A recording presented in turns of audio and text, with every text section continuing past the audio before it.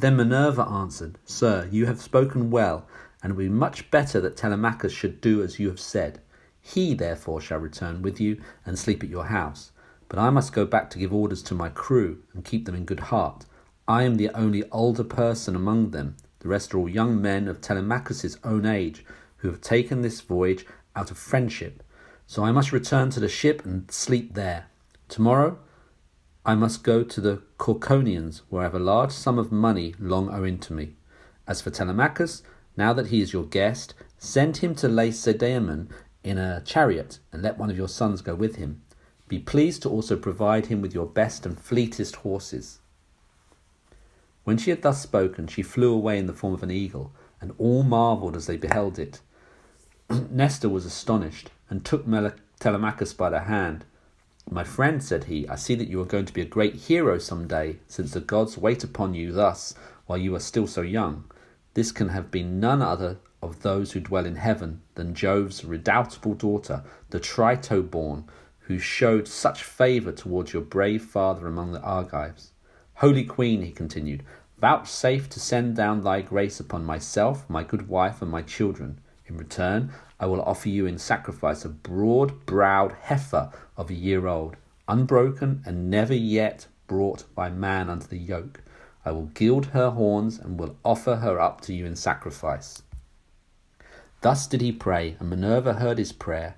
He then led the way to his own house, followed by his sons and sons-in-law. When they had got there and had taken their places on the benches and seats, he mixed them a bowl of sweet wine that was 11 years old when the housekeeper took the lid off the jar that held it. As he mixed the wine, he prayed much and made drink offerings to Minerva, daughter of aegis-bearing Jove. Then, when they had made their drink offerings and had drunk each other as much as he was minded, the others went home to bed, each in his own abode. But Nestor put Telemachus to sleep in the room that was over the gateway, along with Pisistratus, who was the only unmarried son now left him.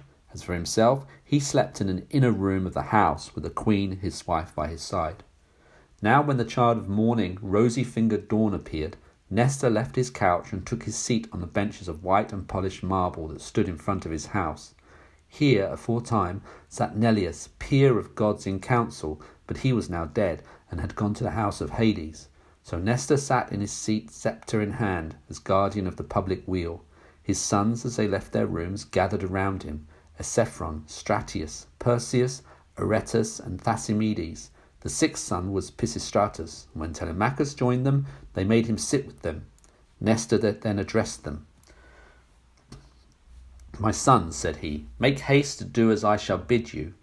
I wish first and foremost to propitiate the great goddess Minerva, who manifested herself visibly to me during yesterday's festivities. Go then, one or other of you, to the plain, tell the stockman to look me out a heifer, and come on here with it at once.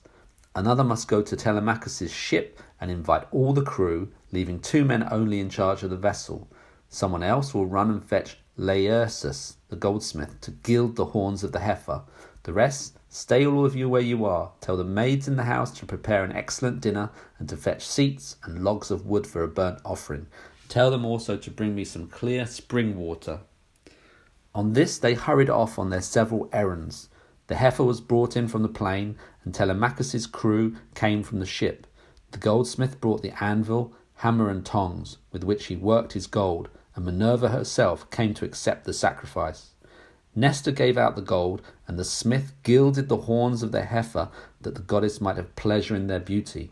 Then Stratius and Esephron brought her in by the horns. Aretus fetched water from the house in an oyer that had a flower pattern on it, and in his other hand he held a basket of barley meal. Sturdy Thasimedes stood by with a sharp axe, ready to strike the heifer, while Perseus held a bucket.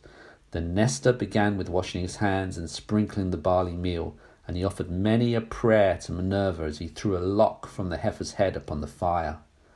When they had done praying and sprinkling the barley meal, Thasimedes dealt his blow, and brought the heifer down with a stroke that cut through the tendons at the base of her neck, whereon the daughters-in-law of Nestor and his venerable wife Eurydice, she was eldest daughter to Clymenus, screamed with delight. Then they lifted the heifer's head from off the ground, and Pisistratus cut her throat. When she had done bleeding and was quite dead, they cut her up. They cut out the thigh bones all in due course, wrapped them around in 2 layers of fat, and set some pieces of raw meat on the top of them. Then Nestor laid them upon the wood fire and poured wine over them, while the young men stood near with 5-pronged spits in their hands. When the thighs were burned and they had tasted the inward meats, they cut the rest of the meat up small, put the pieces on the spits, and toasted them over the fire. Meanwhile, lovely Polycaste, Nestor's youngest daughter, washed Telemachus. When she had washed him and anointed him with oil, she brought him a fair mantle and shirt, and he looked like a god as he came from the bath and took his seat by the side of Nestor. When the outer meats were done, they drew them off the spits and sat down to dinner, where they were waited upon by some worthy henchmen, who kept pouring them out their wine in cups of gold. As soon as they had enough to eat and drink, Nestor said, "Sons, put Telemachus' horses to the chariot, that he may start at once." Thus did he speak, and they did even as he had said, and yoked the fleet horses to the chariot. The housekeeper packed them up in a provision of bread, wine, and sweetmeats, fit for the sons of princes.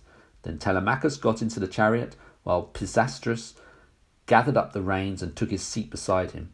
He lashed the horses on, and they flew forward, nothing loath, into the open country, leaving the high citadel of Pylos behind them. All that day did they travel, swaying the yoke upon their necks till the sun went down and darkness was over all the land. Then they reached Pherae, where Diocles lived, who was son to Orticulus and grandson to Elphius. Here they passed the night, and Diocles entertained them hospitably. When the child of morning, rosy-fingered dawn, appeared, they again yoked their horses and drove out through the gateway under the echoing gatehouse.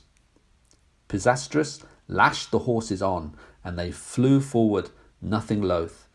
Presently they came to the cornlands of the open country, and in the course of time completed their journey. So well did their steeds take them. Now when the sun had set, and darkness was all over the land.